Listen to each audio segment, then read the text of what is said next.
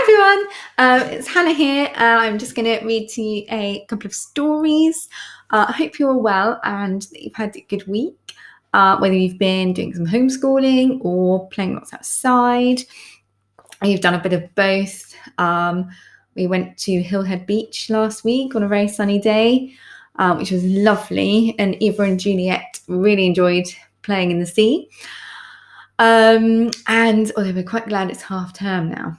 So I hope you've got some lovely things to do over half term. Hopefully the weather will be good so we can play in our gardens, or perhaps go up to the park and go for a nice walk.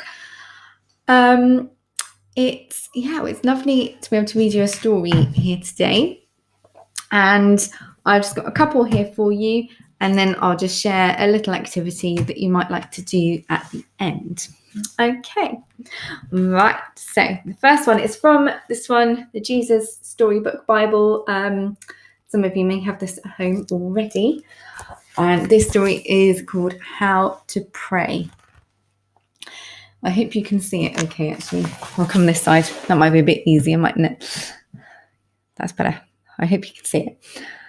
In those days, when there were some extra super holy people, at least that's what they thought, and they were called Pharisees.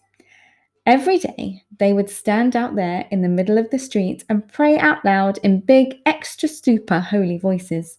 They really weren't praying so much as just showing off.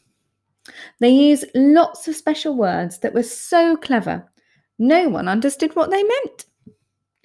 People walking by would stop and stare, which might sound rude, except that's exactly what the extra super holy people wanted. They wanted everyone to say, "Look at them, they're so holy. God must love those people best." Now, you and I both know they were wrong. God doesn't just love holy people, but the people walking by weren't so sure. Perhaps you did have to be really clever or good or important for God to love you. Perhaps you had to know lots of difficult, clever words to speak to God. So one day, Jesus taught people how to pray. He said, when you pray, don't pray like those extra super holy people. They think if they say lots of words, God will hear them. But it's not because you're clever or good or so important that God will listen to you. God listens to you because he loves you. Did you know that God is always listening to you? Did you know that God can hear the quietest whisper deep inside your heart, even before you've started to say it? Because God knows exactly what you need before you even ask him, Jesus told them. You see, God just can't wait to give you all that you need. So you don't need to use long words or special words. You don't have to use a special voice. You just have to talk. So when you pray, pray in your normal voice, just like when you're talking to someone you love very much, like this.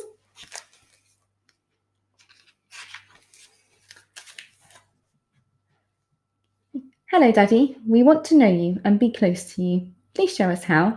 Make everything in the world right again, and in our hearts too. Do what is best, just like you do in heaven. And please don't do it down here too. Please give us everything we need today. Forgive us doing wrong for hurting you. Forgive us just as we forgive other people when they hurt us. Rescue us. We need you. We don't want to keep you running away and hiding from you. Keep us safe from our enemies. You're strong, God. You can do whatever you want. You are in charge, now and forever and always. We think you're great. Amen. Yes, we do. You see, Jesus was showing people that God would always love them, with a never stopping, never giving up, unbreaking, always and forever love. So they didn't need to hide anymore, or be afraid, or ashamed. They could stop running away from God, and they could run to him instead, as a little child runs into her daddy's arms. Oh, I don't know about you, but Eva and Juliet love running up to us And so we can give them a big swing around in a circle. So this next story is from this book here, Children of God Storybook Bible. And this one is called Jesus Teaches the Secret of Happiness.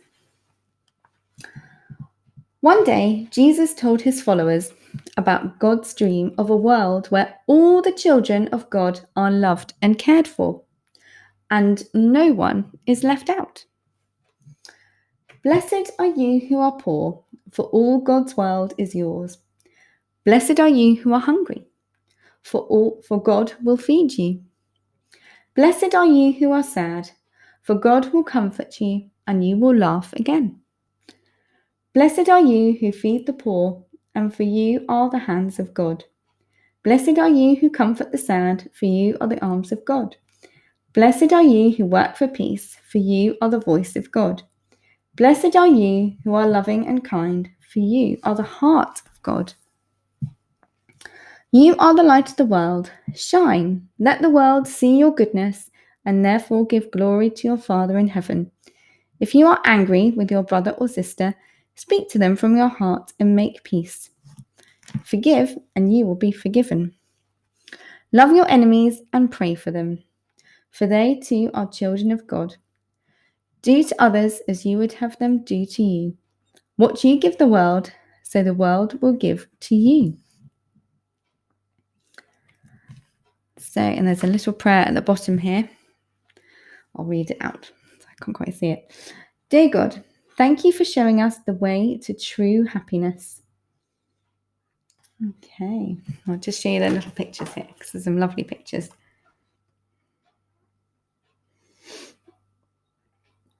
There we go. So now you just need to think about the activity you might like to do this week. You might want to do it later today or at some point during the week. Really, really simple. So we've thought today in one of the stories about how we might like to treat others and how we would like to be treated as well. So what we did, I don't know if you remember a couple of weeks ago when we did the prayers, Eva made these lovely stars about sort of showing how we might be able to sort of help others in our community.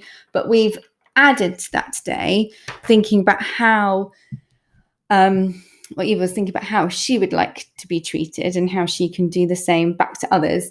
So we thought of maybe sharing toys, which isn't always easy. But so Eva's she's going to try really hard to share toys with Juliet and with friends when they go back to school. So we've also thought about just things that make us happy. And I asked Eva this earlier, and she said dressing up. She's got many dressing up outfits, and she came down with Anna while she was dressed up as Cinderella. So yes, Anna is definitely one of her favourites, one of many favourites. And she also said that she loves being outside, being out and about. And the other day when we were out and about, we found this pretty amazing stick. Eva was pretty chuffed with it. And she said it looks a little bit like Stickman, which I think you'll agree. So maybe today you might want to make some stars like that and think how we can treat others and make them happy. And you also might want to maybe find some things around and about that make you happy as well. And you can maybe make them into a picture or just find the things. It's entirely up to you. Yes, and remember that when we do want to pray to God, it doesn't have to be very big words or very long at all. All right. Okay, well, it's very nice to see you. Thank you for joining me. And hopefully I'll see you again soon for another story. Okay, bye.